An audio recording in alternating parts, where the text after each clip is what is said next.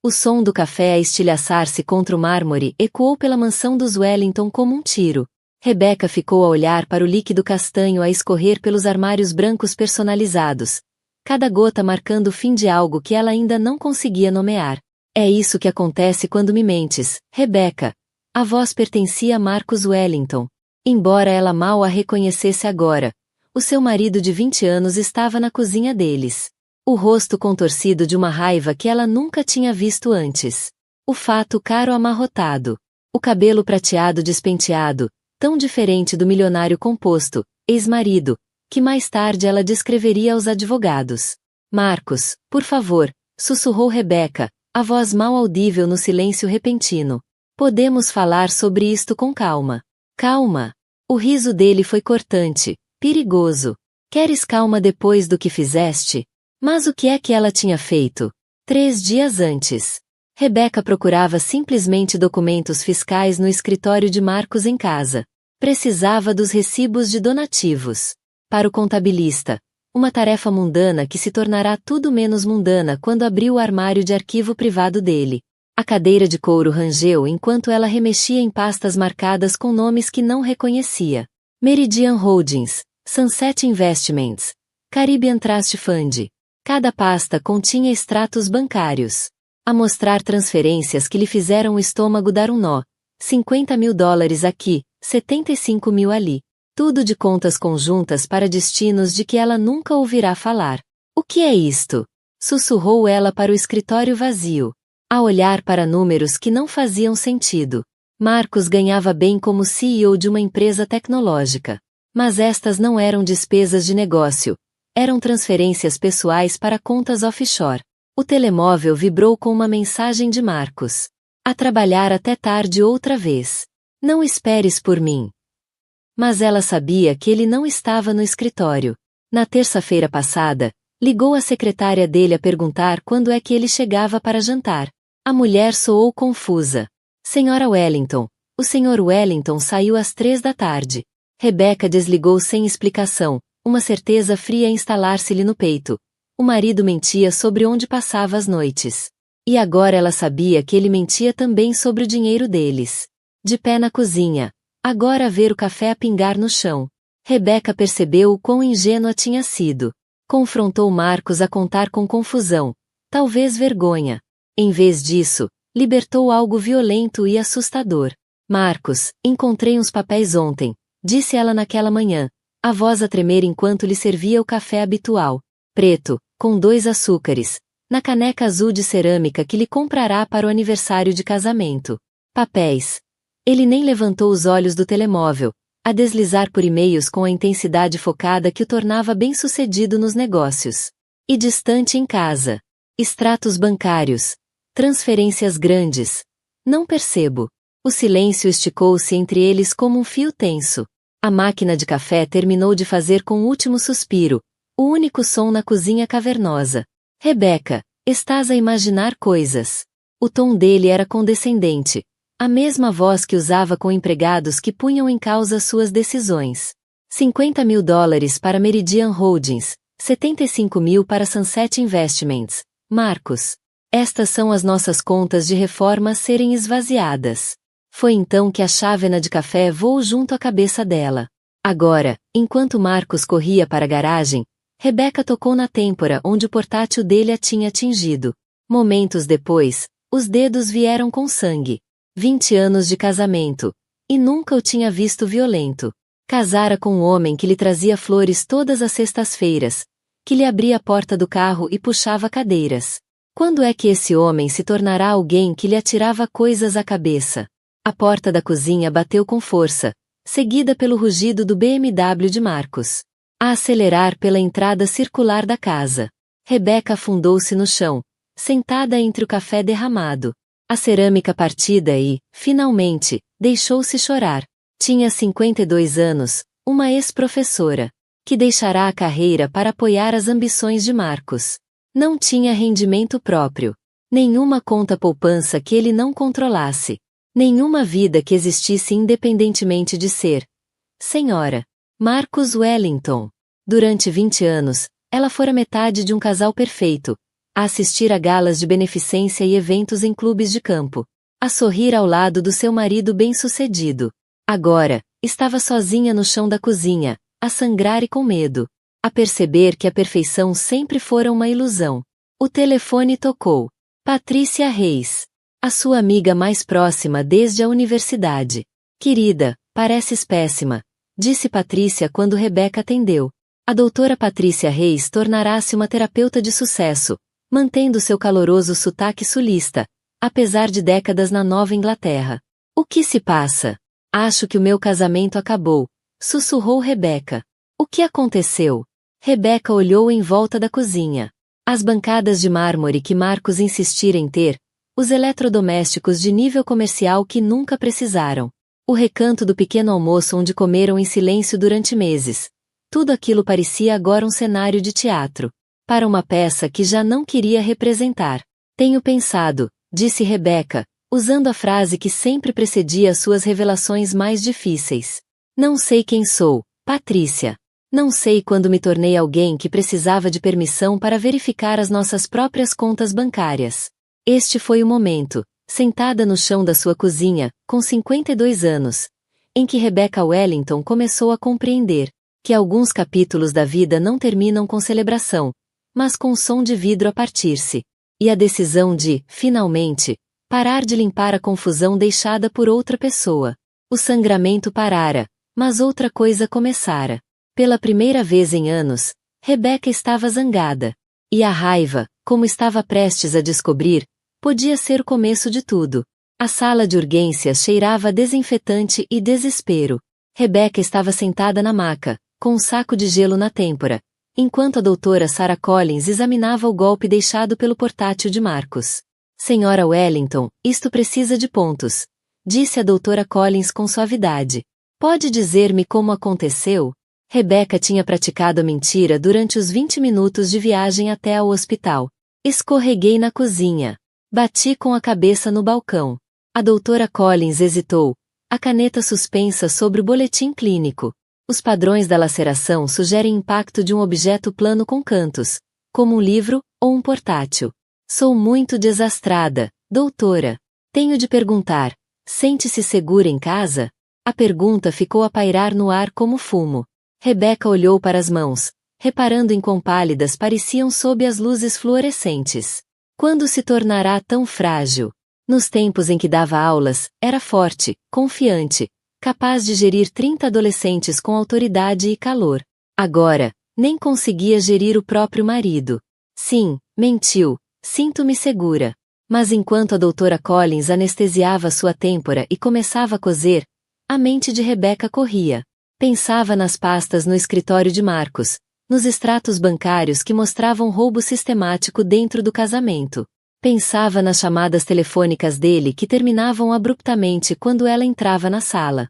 Nas viagens de negócios ao fim de semana que nunca envolviam qualquer negócio que ela conseguisse identificar. Sobretudo, pensava no rosto dele quando atirara a chávena de café. Por um instante, viu algo que nunca tinha visto antes. Um homem que genuinamente queria magoá-la. Estou bem, Maria. Apenas um pequeno acidente. Maria acenou, mas a expressão sugeria que também não acreditava nisso.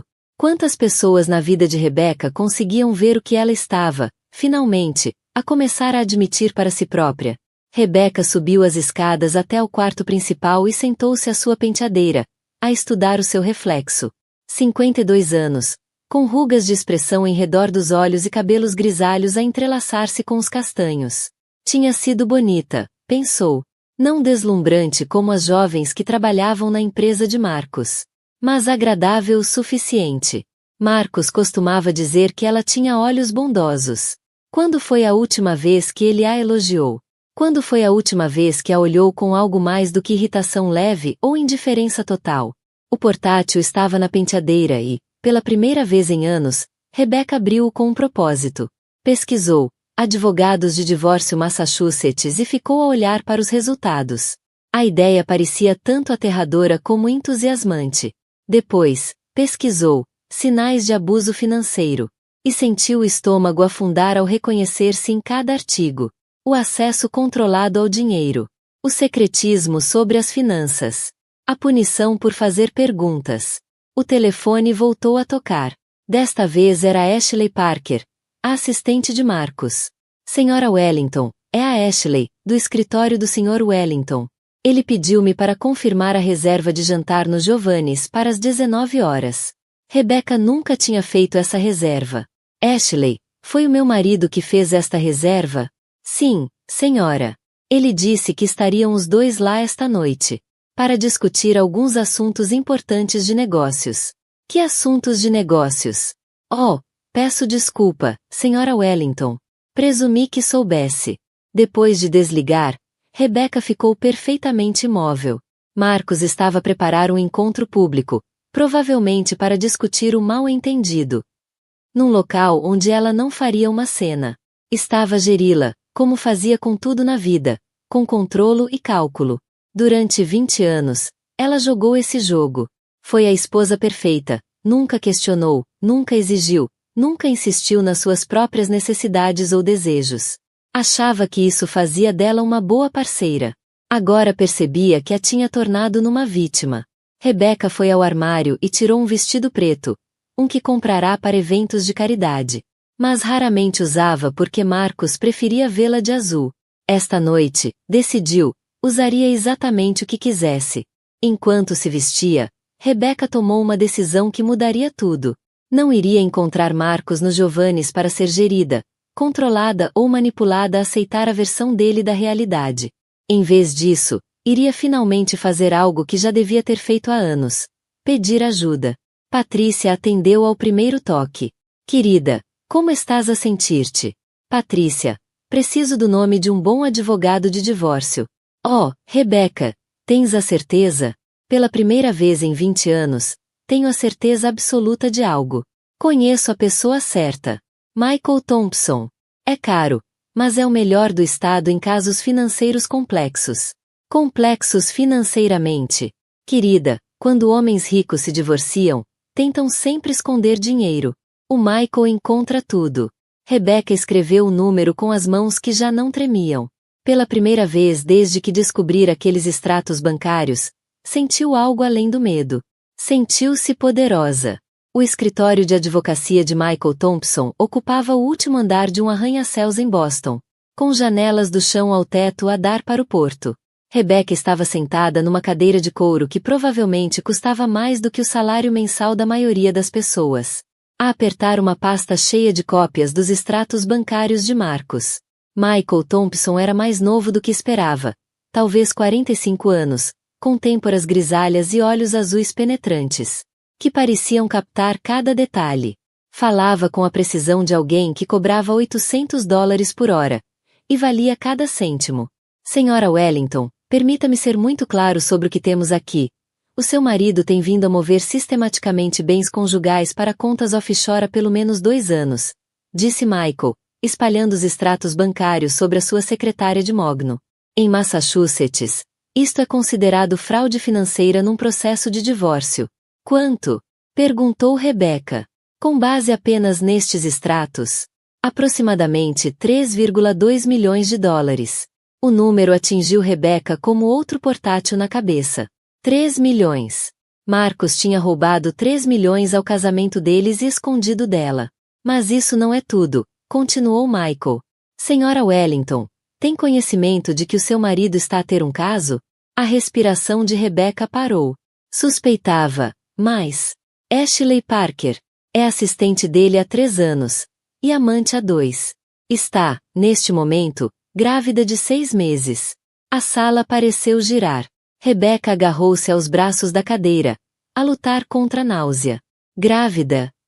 Sim. E, segundo as minhas fontes, o seu marido anda a dizer que pretende divorciar-se de si e casar com a senhora Parker assim que o filho nascer. Rebecca olhou pela janela para o porto, vendo os veleiros cruzarem a água cinzenta. Uma cena tão pacífica, enquanto a sua vida implodia num escritório de advogados 40 andares acima da cidade. Senhora Wellington, a voz de Michael era agora gentil. Sei que é muita informação para digerir. 20 anos. Sussurrou Rebecca. Dei-lhe 20 anos da minha vida. Dei-lhe a minha carreira, os meus amigos, a minha independência. Para quê? Para ele roubar o nosso dinheiro e começar uma nova família com alguém jovem o suficiente para ser nossa filha? Senhora Wellington, preciso de lhe perguntar algo, e quero que pense bem antes de responder. O seu marido alguma vez foi fisicamente violento consigo? Rebecca tocou no penso na têmpora. Ontem foi a primeira vez. Primeira vez que a agrediu ou primeira vez que deixou marcas? A pergunta fez Rebecca pensar. Quantas vezes Marcos lhe apertara o braço com demasiada força durante discussões? Quantas vezes acidentalmente esbarrou nela quando estava zangado? Quantas vezes arranjou desculpas para nódoas negras que não conseguia explicar? Não sei, admitiu. Michael acenou com a cabeça. Sombrio. Senhora Wellington, o seu marido é o que chamamos um controlador coercivo. Tem usado abuso financeiro e manipulação emocional para controlar durante anos. A violência física é uma escalada, não uma exceção. O que é que isso significa para o divórcio? Significa que vamos tirar-lhe tudo que ele tem. E quero dizer, tudo. Pela primeira vez em dias, Rebecca sorriu. A reunião durou 2 horas.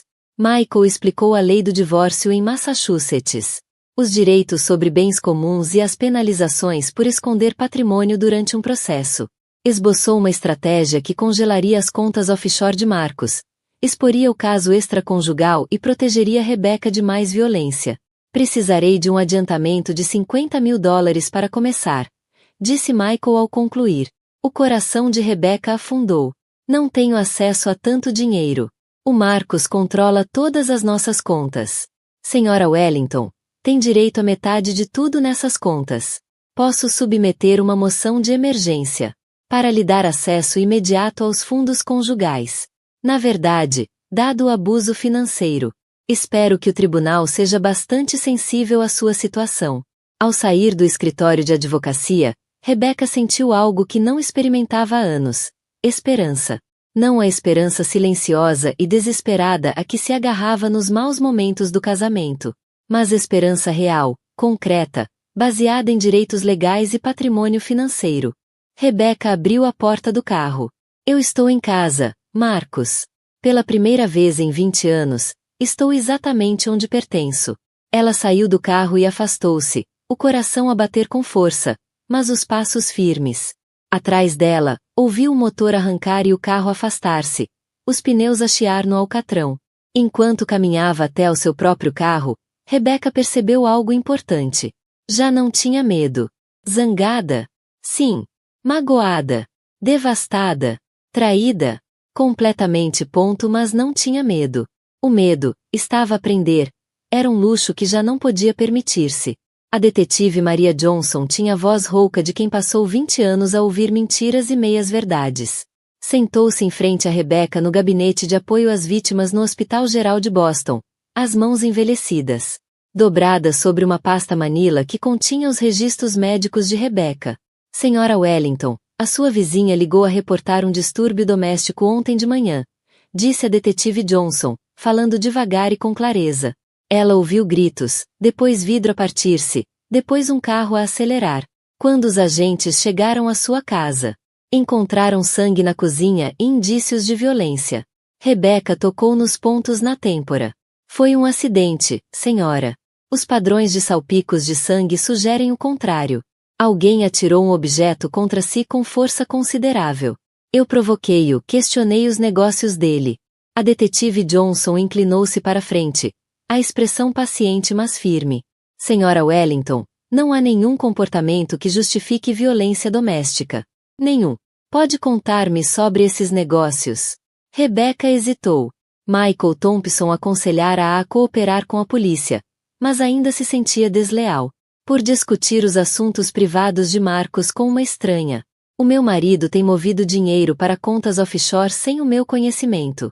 Quando confrontei sobre isso, tornou-se violento. De que quantia estamos a falar? Mais de $3 milhões. As sobrancelhas da detetive Johnson ergueram-se ligeiramente. Senhora Wellington, isso não é apenas má conduta conjugal.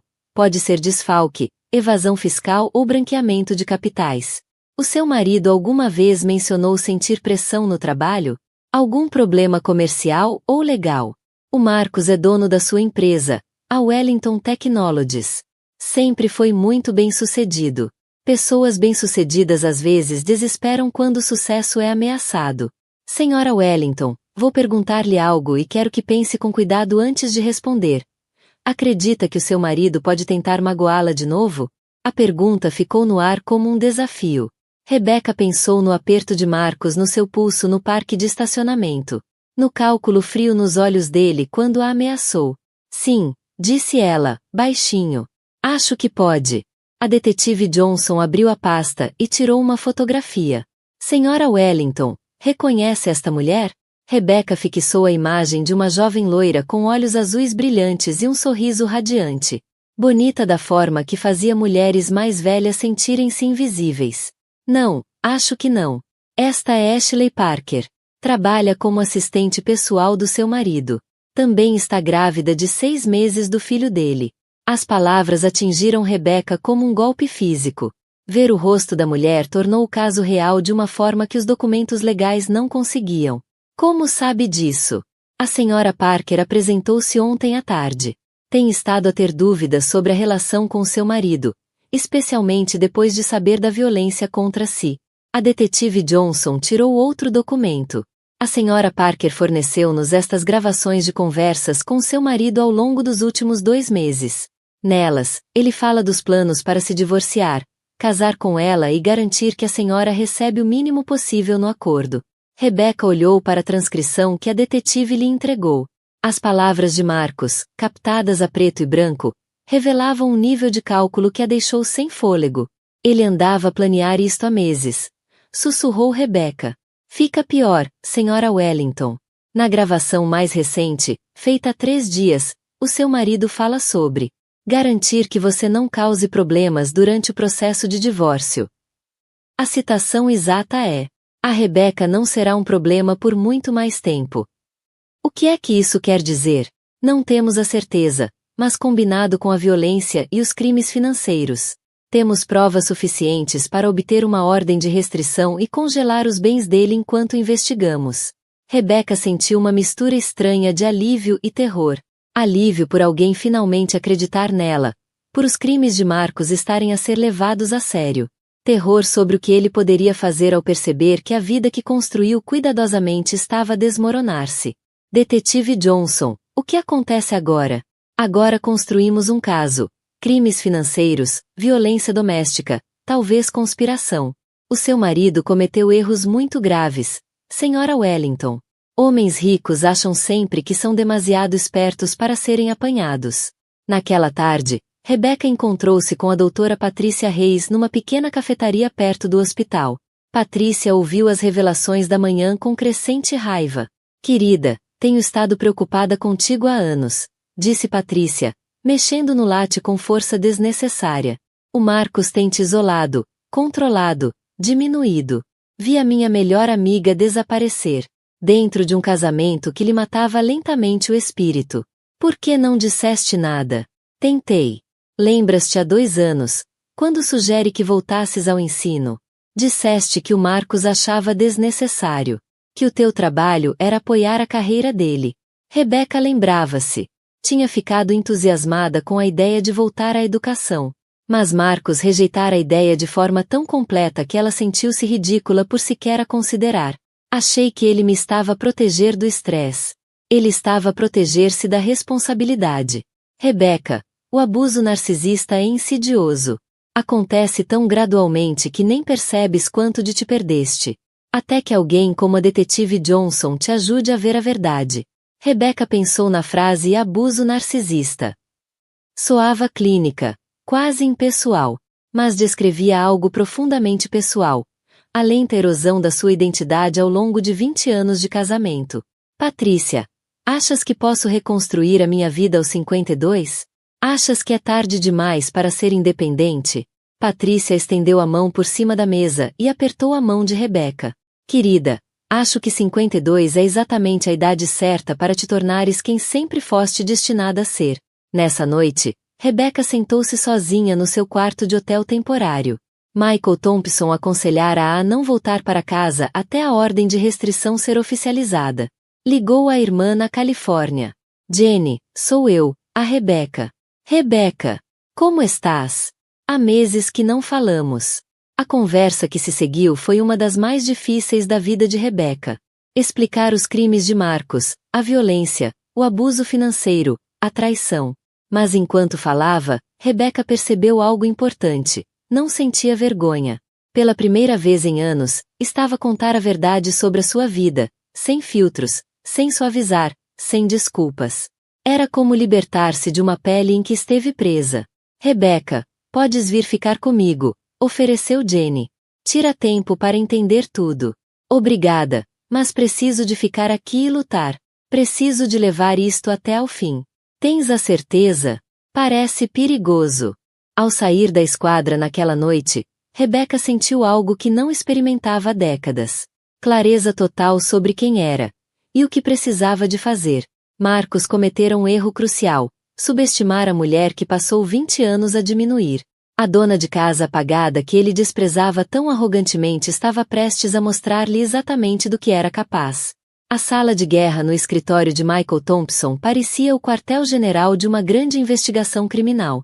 Quadros cobriam todas as paredes, mostrando o fluxo de dinheiro da empresa de Marcos para dezenas de contas offshore. Fotografias documentavam as lesões de Rebecca, gravações estavam transcritas e sublinhadas. E registros financeiros criavam um rastro em papel de roubo sistemático ao longo de 5 anos. Senhora Wellington, o seu marido tem estado muito mais ocupado do que pensávamos inicialmente, disse Michael, apontando para um quadro que parecia uma teia de aranha de ligações financeiras. Identificamos 17 contas offshore separadas, 12 empresas fantasma e pelo menos 6 milhões de dólares em bens ocultos. Rebecca olhou para os números, ainda a lutar para compreender a escala da fraude de Marcos. 6 milhões de dólares. Como é que é possível? O seu marido tem desviado dinheiro da própria empresa há anos. Honorários de consultoria inflacionados para empresas que ele secretamente possui, funcionários fantasma, cujos salários iam para as contas dele. Rebates de contratos canalizados através de bancos nas Caraíbas. É, na verdade, bastante sofisticado. Mas de onde vinha o dinheiro originalmente? A expressão de Michael tornou-se sombria. Senhora Wellington, a empresa do seu marido tem recebido contratos do governo para trabalho de cibersegurança. Parte desse dinheiro devia financiar programas de prevenção de violência doméstica para funcionários federais. A ironia era tão amarga que Rebecca até riu. Ele roubou dinheiro destinado a ajudar mulheres vítimas de violência, enquanto planeava matar a própria esposa.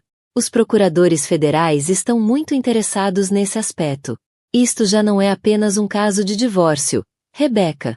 Isto é uma investigação criminal federal envolvendo fraude governamental, branqueamento de capitais, violência doméstica e conspiração para cometer homicídio. A doutora Patrícia Reis bateu à porta da sala de reuniões, trazendo um tabuleiro com café e sanduíches. Na última semana, tornará-se no apoio não oficial de Rebecca, participando nas reuniões e ajudando-a a navegar pelo processo legal esmagador. Querida, tens de comer alguma coisa, disse Patrícia, colocando uma sanduíche à frente de Rebecca. Vais desmaiar se não começares a cuidar de ti. Rebecca percebeu que já perderá quase 7 quilos desde que descobrira os crimes de Marcos. O estresse eliminara-lhe o apetite, mas Patrícia tinha razão. Precisava de manter a força para as batalhas que se avizinhavam. Patrícia, posso perguntar-te algo como terapeuta? Disse Rebecca.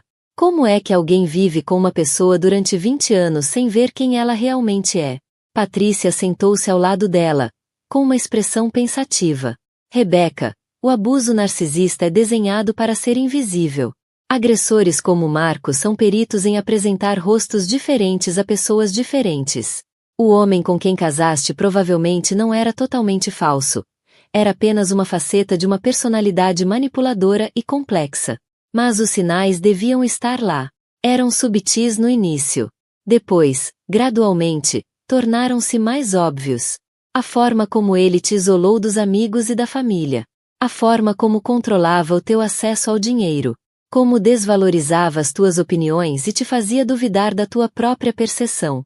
Rebecca, tens vivido numa prisão psicológica durante anos. O facto de finalmente te teres libertado mostra uma força incrível. Michael pigarreou.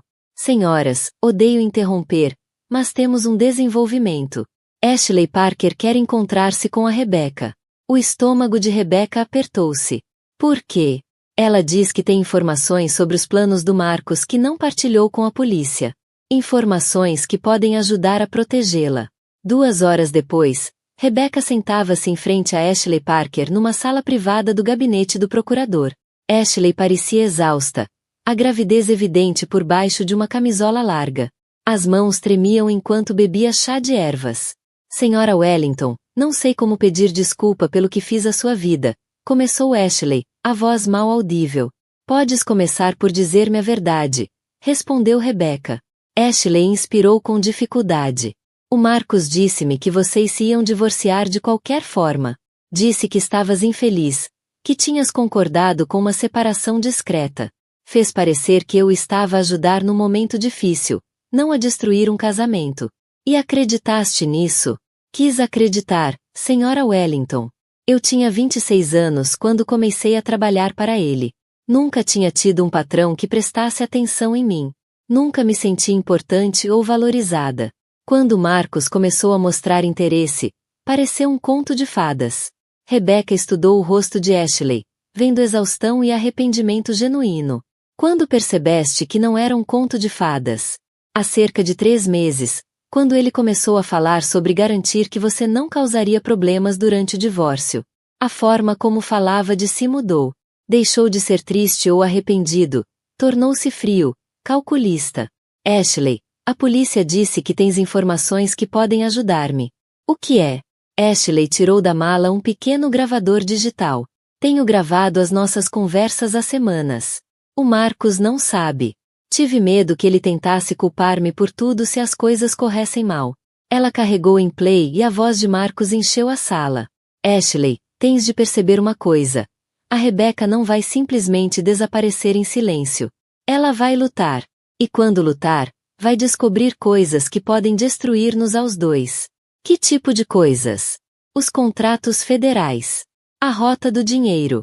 Se os advogados da Rebecca começarem a investigar as finanças da empresa, vão encontrar ligações a pessoas muito poderosas, que não querem os seus nomes associados a escândalos.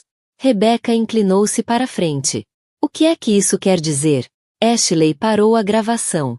O Marcus tem branqueado dinheiro para outras pessoas, políticos, juízes, empresários. Pessoas que têm tanto a perder como ele, se a verdade vier à tona. O que significa? Significa que o Marcus não é o único que quer que desapareça, Senhora Wellington. Ele tem parceiros tão investidos quanto ele em mantê-la calada. A sala caiu em silêncio enquanto as implicações se instalavam. Rebecca pensava que lutava contra a ganância e violência de um homem. Em vez disso, enfrentava uma conspiração envolvendo algumas das pessoas mais poderosas de Massachusetts. Ashley, por que estás a dizer-me isto? Porque tenho medo, Senhora Wellington. O Marcus prometeu-me uma vida de conto de fadas. Mas agora percebo que sou apenas mais uma ponta solta a ser eliminada. Se ele está disposto a matá-la para proteger os seus segredos. O que me faz pensar que estou segura? O telefone tocou. Michael Thompson tinha novidades. Rebecca, os procuradores federais querem oferecer-lhe um acordo. Imunidade total contra quaisquer acusações relacionadas com os negócios do Marcus. Proteção financeira completa e proteção de testemunha, se necessário. Em troca, testemunhará no caso federal contra o Marcus e os seus co-conspiradores. O que isso significa para o acordo de divórcio? Significa que vai ficar com tudo, Rebecca.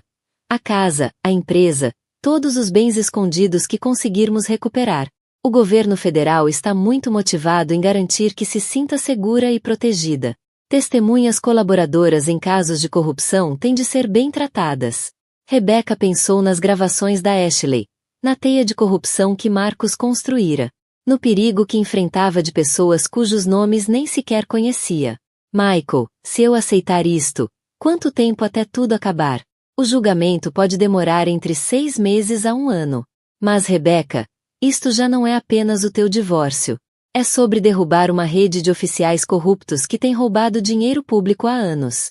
Já não estás a lutar apenas pelo teu futuro, estás a lutar por justiça. Rebecca olhou pela janela do hotel para as luzes da cidade lá embaixo. Algures por aí estavam outras mulheres como ela, mulheres casadas com homens poderosos, que achavam que estavam acima da lei. Mulheres diminuídas, controladas e ameaçadas ao silêncio. Michael, eu vou fazê-lo. O que for preciso para garantir que mais nenhuma mulher passe pelo que eu passei. Rebecca, tens a certeza? Isto não será fácil. Os advogados do Marcos vão tentar destruir a tua credibilidade. Vão escavar todos os aspectos da tua vida à procura de qualquer coisa que possam usar contra ti. Que tentem, disse Rebecca, surpreendida pela firmeza na própria voz. Passei 20 anos com medo da desaprovação do Marcos. Não vou começar agora a ter medo dos advogados dele. Ao desligar o telefone, Rebecca percebeu que algo profundo tinha mudado na forma como via a si mesma. 6 meses antes, era uma mulher que precisava de permissão para consultar as suas próprias contas bancárias. Agora, preparava-se para testemunhar contra criminosos poderosos num tribunal federal. A transformação parecia ao mesmo tempo gradual e repentina, como acordar de um sonho, que não percebera que estava a ter. A mulher que enfrentaria Marcus Wellington no tribunal mal se assemelhava à mulher que descobriu aqueles extratos bancários no escritório dele. Essa mulher tinha medo do confronto, era desesperada por aprovação, disposta a sacrificar as suas necessidades pela ilusão de harmonia. Esta mulher estava pronta para a guerra. As torres de vidro da Wellington Technologies erguiam-se 40 andares acima do centro de Boston, um monumento ao sucesso e à ambição de Marcos. Rebecca tinha ido ao edifício inúmeras vezes para festas da empresa e eventos de beneficência, sempre como a esposa acompanhante de Marcos. A sorrir e acenar enquanto ele fazia networking com clientes e concorrentes. Hoje, caminhava pelo átrio de mármore como ela mesma. Rebecca Reis. Em vias de divórcio. Em vias de independência financeira. E absolutamente determinada a confrontar o marido no próprio território. O segurança reconheceu-a imediatamente. Senhora Wellington, bom dia. Quer que avise o escritório do Sr. Wellington? Não será necessário, James. Vou surpreendê-lo. A viagem de elevador até o piso executivo deu tempo a Rebecca para rever os documentos na sua pasta. Extratos bancários que mostravam o dinheiro roubado, fotografias a documentar as suas lesões, transcrições das gravações da Ashley. Ficheiros áudio com Marcos a planear o seu assassinato. Há 6 meses, a ideia de confrontar Marcos em público teria sido aterradora. Agora, parecia o desfecho natural da sua transformação, de vítima para sobrevivente. O piso executivo fervilhava de atividade. Assistentes jovens corriam entre gabinetes, os telefones tocavam constantemente e o ar vibrava com a energia de uma empresa bem-sucedida. Rebecca caminhou por tudo isso com a calma e confiança de quem era dona de 50% de tudo que via. Marcos saiu da sala de reuniões com 3 homens em fatos caros, os membros da administração da empresa. Viu Rebecca imediatamente e o rosto dele passou por uma série de expressões: surpresa, raiva, e finalmente, civilidade forçada. Rebecca, que surpresa agradável! Senhores, lembram-se da minha esposa? Os membros do conselho acenaram educadamente, mas Rebecca via as perguntas nos olhos deles. A notícia da prisão de Marcos já tinha chegado à comunidade empresarial, e todos se perguntavam até que ponto o escândalo afetaria os contratos governamentais da empresa. Marcos, precisamos de falar, disse Rebecca, a sua voz audível por todo o piso movimentado. Claro, querida. Vamos ao meu gabinete. Não, Marcos. Acho que devíamos falar aqui. À frente dos teus funcionários, à frente do teu conselho, à frente de todos os que acreditaram nas tuas mentiras durante anos. O escritório foi ficando em silêncio gradualmente, à medida que as pessoas paravam de trabalhar para ouvir. A nova assistente de Marcos, a substituta de Ashley, parecia apavorada ao perceber que assistia a uma crise familiar muito pública. Rebecca, estás a envergonhar-te, disse Marcos, a voz ainda controlada, mas os olhos a faiscar de raiva. Estou? Ou finalmente estou a dizer a verdade? Rebecca abriu a pasta e tirou os extratos bancários, erguendo-os bem alto para que todos vissem.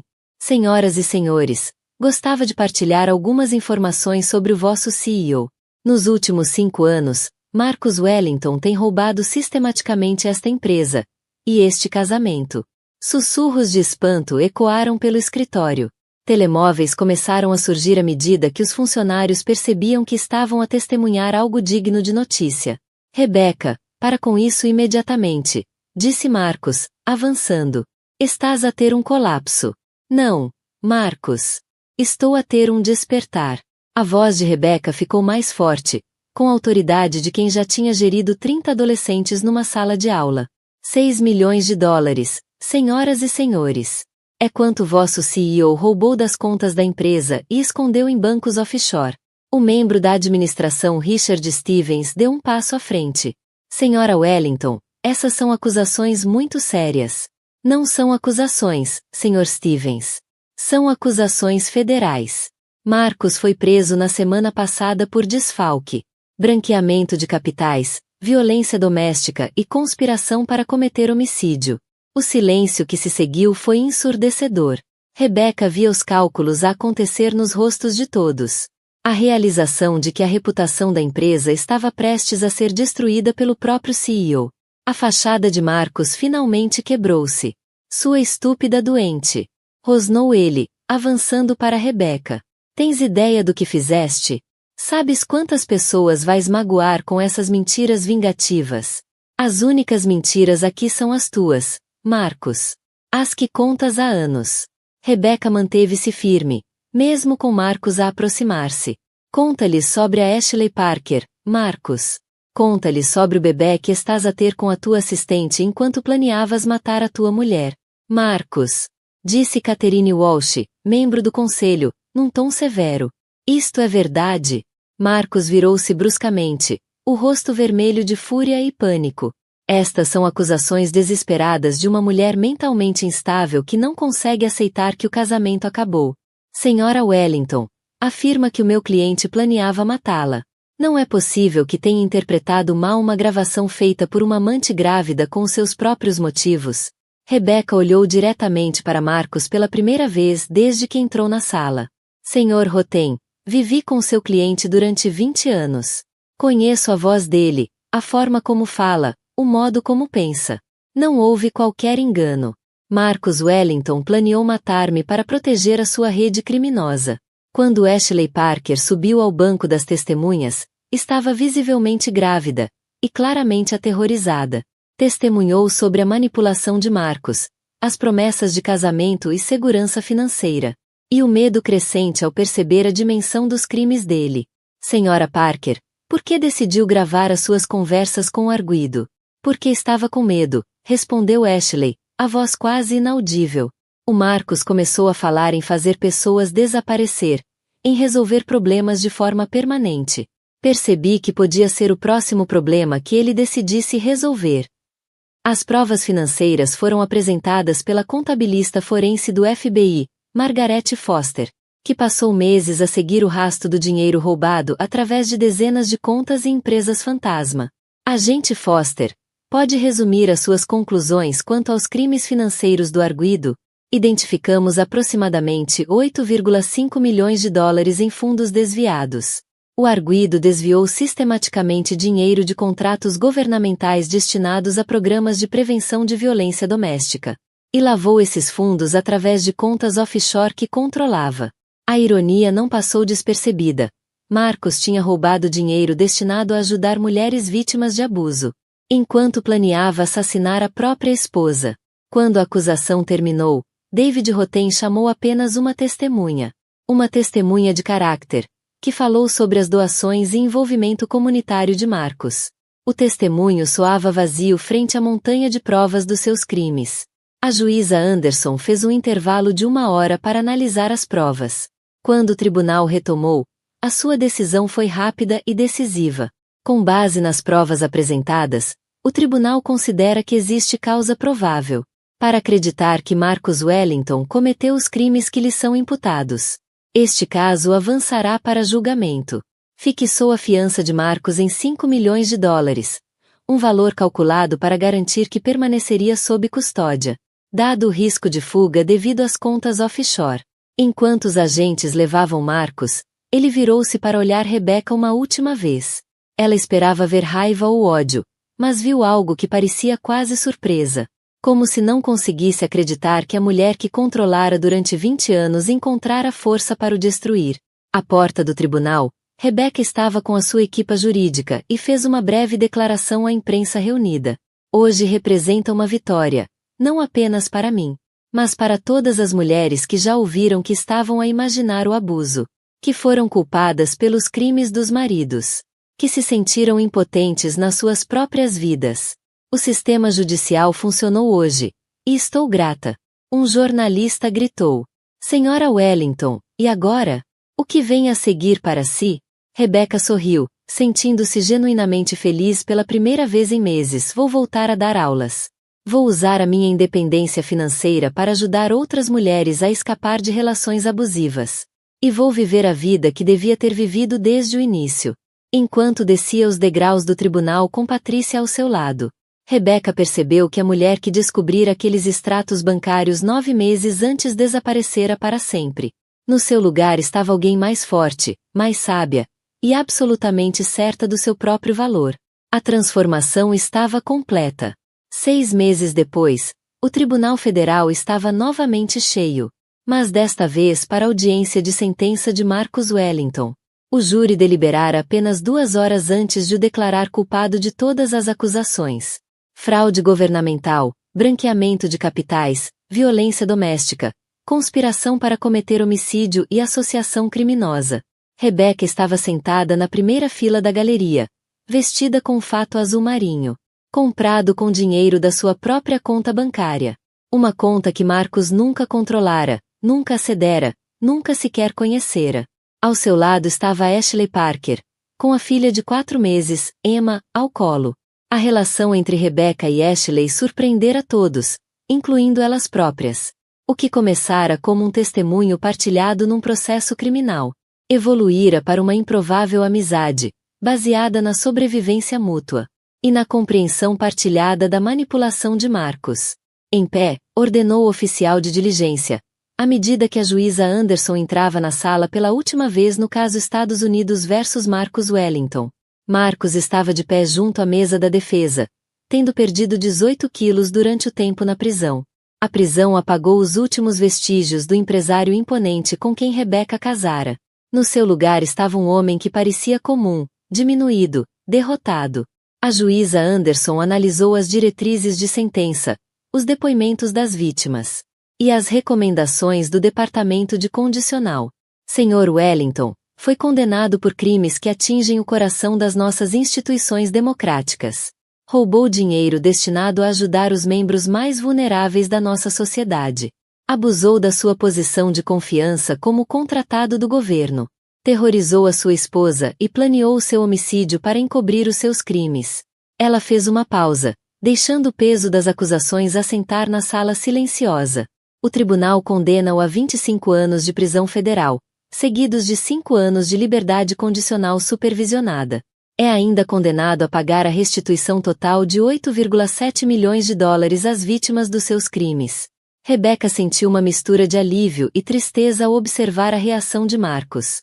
Alívio por ver a justiça feita, por saber que ele nunca mais teria o poder de magoá-la ou a mais ninguém. Tristeza pelo homem que um dia amara, que escolhera a ganância e o controle acima de tudo o que era bom na sua vida. Marcus foi levado algemado e Rebecca sabia que era a última vez que o veria. Aquele capítulo da sua vida estava, finalmente, completamente encerrado. À porta do tribunal, Rebecca deu a sua última declaração aos meios de comunicação. A sentença de hoje representa justiça, não apenas para mim, mas para todas as vítimas dos crimes de Marcus Wellington. Quero agradecer ao FBI, aos procuradores e a todos os que ajudaram a trazer a verdade à luz. Um repórter perguntou: Senhora Reis, que conselho daria a outras mulheres em relações abusivas? Rebecca mudará legalmente o apelido de volta para Reis meses antes, reivindicando a identidade que tinha rendido quando casara com Marcus. Confiem nos vossos instintos. Se algo parece errado, provavelmente está. Não deixem que ninguém vos convença de que estão a imaginar o abuso, ou que merecem ser maltratadas. E lembrem-se, nunca é tarde para recuperar a vossa vida. 3 meses depois, Rebecca estava na sua nova sala de aula na Brooklyn High School, a olhar para 30 rostos atentos. Aos 53 anos, recomeçava a carreira como professora, usando a sua experiência para se conectar com os alunos de formas que nunca fora capaz antes do julgamento de Marcos. Hoje vamos falar sobre literacia financeira, anunciou a turma de economia do 12º ano.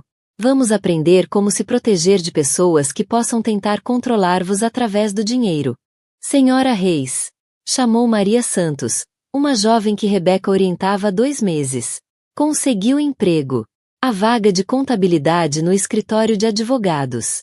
Rebecca sorriu, recordando a sua própria jornada da dependência financeira à independência. Isso é maravilhoso, Maria. Como se sente ao saber que vai sustentar-se sozinha? Assustada, admitiu Maria.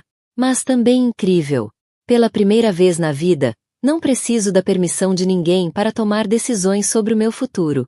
Rebecca compreendia exatamente o que ela queria dizer. A liberdade de tomar decisões sobre dinheiro, carreira, relacionamentos. Até algo tão simples como que jantar. Era algo que a maioria das pessoas tomava por garantido. Para mulheres a emergir de relações controladoras, isso parecia revolucionário. Nessa noite, Rebecca sentou-se no jardim da sua aconchegante casa em Banda, a ler e-mails de mulheres de todo o país que lhe escreveram após ouvirem a sua história. Algumas estavam apenas a começar a reconhecer os sinais de abuso nas suas próprias relações. Outras estavam em pleno processo de fuga. Muitas reconstruíam as suas vidas e queriam partilhar vitórias. Um e-mail comoveu-a particularmente. Querida Senhora Reis, vi a sua entrevista na CNN no mês passado. Estou casada há 15 anos com um homem que controla todos os aspectos da minha vida. A sua história deu-me coragem para ligar a um advogado. Amanhã, vou pedir o divórcio. Obrigada por me mostrar que é possível recomeçar aos 45 anos. Salvou a minha vida sem sequer saber. Rebecca limpou as lágrimas enquanto escrevia a resposta, oferecendo incentivo e recursos práticos. Cada mulher que encontrava coragem para partir era uma vitória contra a mentalidade, que outrora controlara a própria vida de Rebecca. O telefone vibrou com uma mensagem de texto de Patrícia. Jantar amanhã? Quero saber tudo sobre o teu primeiro mês de volta à escola. Rebecca sorriu ao responder afirmativamente. A sua amizade com Patrícia aprofundara-se durante o julgamento e o que se seguiu. Ter alguém que a conhecera antes de Marcos, que se lembrava da jovem confiante que fora. Ajudava a reconectar-se com partes de si que julgava perdidas. Enquanto o sol se punha sobre o jardim, Rebecca refletiu sobre o ano extraordinário que a transformará. De vítima sobrevivente, e, depois, a defensora. A mulher que tivera medo de consultar a própria conta bancária já não existia. No seu lugar estava alguém que testemunhara num tribunal federal. Fundara uma organização e inspirara outras mulheres a recuperar as suas vidas. O caminho fora doloroso, divórcio, julgamentos criminais, escrutínio público, e a reconstrução completa da sua identidade. Mas, sentada no seu próprio jardim, numa casa escolhida por ela, a planear um futuro que controlava, Rebecca sabia que cada momento difícil valerá a pena. O telefone tocou. O nome de Ashley apareceu no ecrã.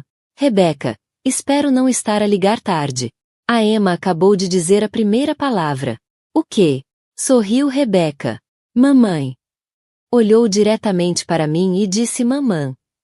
Rebecca sorriu, pensando na jornada de Ashley. De vítima de Marcos a mãe independente. Isso é lindo, Ashley. Como estás? Bem. Mesmo bem. O curso de contabilidade está a correr bem e a creche da Emma é maravilhosa. Rebecca, nunca te agradeci verdadeiramente por não me odiares. Por me ajudares quando tinhas todas as razões para querer vingança. Ashley, sobrevivemos ao mesmo predador. Isso faz de nós aliadas, não inimigas. Depois de desligar, Rebecca ficou em silêncio no jardim, ouvindo os sons da sua vizinhança. Algures, numa prisão federal, Marcos provavelmente ainda planeava recursos e o seu eventual regresso ao poder. Mas os seus planos já não a podiam tocar. Ela construíra uma vida que ele nunca poderia infiltrar-se, controlar, nem destruir. A transformação que começara com a descoberta de extratos bancários escondidos estava completa. Rebecca Reis, professora, defensora, sobrevivente, era, finalmente, totalmente ela própria. Um ano após a sentença de Marcos, Rebecca estava em frente a um auditório cheio na Faculdade de Direito de Harvard, preparando-se para dar o discurso de abertura da conferência anual sobre violência doméstica e abuso financeiro. O convite apanhara-a de surpresa. Ela não era advogada nem acadêmica. Apenas uma mulher que tinha sobrevivido e estava determinada a ajudar outras a fazerem o mesmo. Minhas senhoras e meus senhores, começou, a voz a projetar-se com clareza até o fundo da sala. Há 2 anos eu era uma mulher que precisava de permissão para gastar $50 da minha própria conta bancária. Hoje, estou aqui para vos dizer que a independência financeira não é apenas sobre dinheiro. É sobre dignidade, segurança e o direito fundamental de controlar a própria vida. A audiência estava em silêncio, atenta. Rebecca via rostos que iam de jovens estudantes de direito a procuradores experientes. Todos a ouvirem a sua história com a intensidade de quem compreendia sua importância. Quando descobri que o meu ex-marido milionário tinha roubado mais de $8 milhões do nosso casamento e da sua empresa, pensei que estava a lidar com um simples caso de ganância. Não compreendia que o abuso financeiro é muitas vezes a base para outras formas de violência doméstica. Não sabia que o controle econômico é uma das principais razões pelas quais as mulheres permanecem em relações perigosas. Rebecca tornará-se uma oradora muito requisitada nos meses após o fim do julgamento. A sua história ressoava porque desafiava estereótipos sobre vítimas de violência doméstica. Era instruída, de classe média, casada com um homem bem-sucedido, características supostamente protetoras contra o abuso. O mito de que o abuso só acontece a mulheres pobres ou sem educação não é apenas falso, é perigoso. Os agressores existem em todas as classes socioeconômicas, todas as profissões, todas as comunidades. São COR e professoras, médicos e mecânicos, políticos e pastores. O que têm em comum não é a profissão nem o rendimento. É a necessidade de controlo.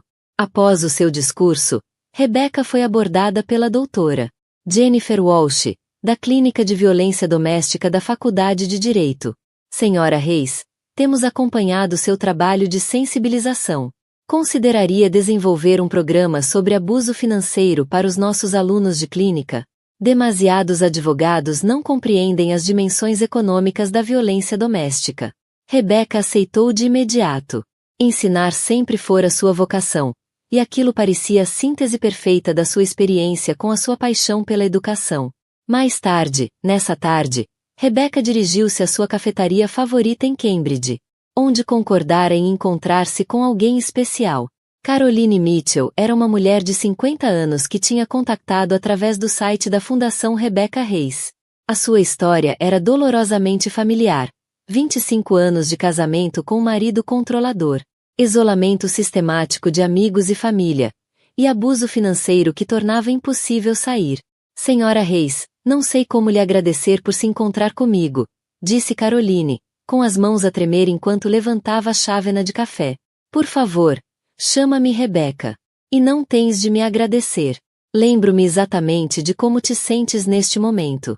Sinto-me tão estúpida. Como deixei isto acontecer? Como me tornei tão impotente na minha própria vida? Rebecca estendeu a mão sobre a mesa e cobriu a mão de Caroline com a sua. Aos 53 anos, estava a aprender a confiar nas suas próprias preferências. Depois de décadas a ceder aos desejos de outra pessoa. O portátil estava aberto na mesa da cozinha, mostrando o rascunho de um artigo que escrevia para a Harvard Law Review, sobre a intersecção entre o abuso financeiro e a violência doméstica. O convite para publicar numa revista tão prestigiada ainda surpreendia. 2 anos antes, tinha sido uma mulher cujas opiniões eram ignoradas pelo próprio marido. Agora, juristas pediam a sua opinião. A campainha tocou, interrompendo seus pensamentos. Pelo olho mágico, viu Ashley de pé no alpendre, a segurar Emma, que agora era uma criança gordinha e feliz. Ashley, que surpresa tão boa! Espero não estar a incomodar. A Emma e eu estávamos por perto, fomos ao pediatra, e eu queria mostrar-te uma coisa. Ashley tirou um envelope da mala das fraldas. Consegui o meu diploma de contabilidade, Rebecca. Licenciei-me com distinção. Rebecca abraçou a amiga, com cuidado para não apertar demasiado a bebê. Ashley, isso é maravilhoso. Como te sentes? Assustada e deslumbrada. Começo a trabalhar numa organização sem fins lucrativos no próximo mês. A ajudar famílias com baixos rendimentos na preparação de impostos e planeamento financeiro. A ironia não me escapa. Sentaram-se na sala de estar de Rebecca, enquanto Emma brincava com brinquedos que ela guardava para as crianças que a visitavam. Ao observar Ashley com a filha, Rebecca maravilhava-se com a transformação. A jovem assustada que testemunhara contra Marcos tinha se tornado numa mãe e profissional confiante. Rebecca, posso perguntar-te algo pessoal? Claro. Já pensaste em voltar a namorar? Em encontrar alguém novo? Rebecca ponderou a pergunta. Vários homens tinham-lhe feito convites desde o divórcio, colegas professores. Homens que conhecera através do trabalho de sensibilização, até um procurador do caso de Marcos. Recusará educadamente todos. Sinceramente, Ashley, não sei se quero partilhar a minha vida com alguém neste momento. Ainda estou a aprender a estar sozinha sem me sentir solitária. Pela primeira vez na minha vida adulta, tomo todas as decisões com base no que eu quero, no que eu preciso, no que me faz feliz. É inebriante. Mas não sentes falta? Rebecca pensou nos seus dias a ensinar alunos apaixonados, a trabalhar com sobreviventes de abuso, a escrever artigos, a falar em conferências, a cuidar do jardim, a ler livros que Marcos teria descartado como fúteis. Tenho uma vida rica e preenchida, rodeada de pessoas de quem gosto. Não estou contra o amor, mas já não estou desesperada por ele. E isso fez toda a diferença. Ao preparar-se para sair, Ashley virou-se para Rebecca com uma expressão séria. Rebecca, preciso que saibas de uma coisa. Ver-te transformar de vítima a sobrevivente e depois a defensora. Salvou a minha vida. Não apenas do Marcos, mas da mentalidade que me fazia acreditar que precisava de um homem para validar o meu valor. Mostraste-me o que é a verdadeira força feminina. Depois de Ashley sair, Rebecca voltou ao seu artigo, mas deu por si distraída pelo peso daquele elogio. Nunca se tinha visto como particularmente forte ou corajosa. As decisões que tomara, deixar Marcos, testemunhar contra ele, reconstruir a vida, tinham-lhe parecido atos de sobrevivência, não de heroísmo. Mas talvez fosse isso que a força realmente era. Não a ausência de medo, mas a ação apesar do medo. Não a perfeição, mas a vontade de continuar a tentar. Não a eliminação da vulnerabilidade, mas a coragem de ser autêntica, apesar de tudo. O telefone vibrou com uma mensagem de um número desconhecido. Senhora Reis, ouvi o seu discurso em Harvard Online. Sou uma mulher de 67 anos, casada há 45 com um homem que controla todos os aspectos da minha vida. Será tarde demais para mim? Aos 67, é demasiado tarde para recomeçar? O coração de Rebecca apertou-se por aquela mulher, presa há quase 5 décadas num casamento controlador. Respondeu de imediato. Nunca é tarde para recuperar a sua vida. Tenho 53 e estou apenas a começar. Gostaria de conversar? A conversa que se seguiu durou 2 horas. Rebecca ouviu uma história que era ao mesmo tempo única e universal. Décadas de manipulação psicológica, controlo financeiro e erosão gradual da autoestima. Mas por baixo da dor, Rebecca ouviu algo mais: determinação. No final da chamada, Eleanor Martinez comprometeu-se a contactar um advogado, abrir uma conta bancária em seu nome e contactar os filhos adultos de quem estivera isolada durante anos. Rebecca, disse Eleanor ao terminar, eu achava que a minha vida tinha acabado. Mostraste-me que talvez esteja apenas a começar. Depois de desligar, Rebecca sentou-se no jardim, enquanto o crepúsculo descia sobre a vizinhança. A conversa com Eleanor recordou-lhe algo importante. A sua história não era apenas sobre sobreviver ao abuso de Marcos.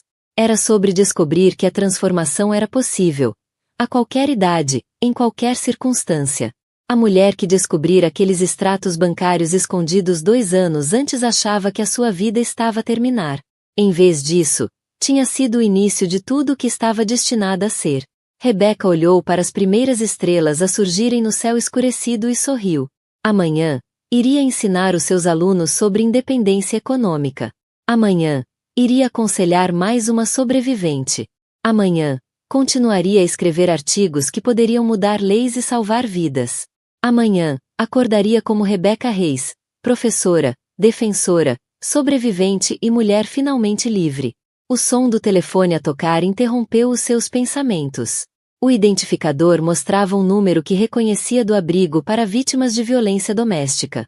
Fundação Rebecca Reis. Fala a Rebecca. Senhora Reis, é a Maria do abrigo.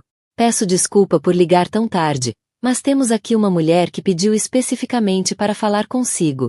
Ela disse que ouviu a sua história e conduziu 3 horas para cá.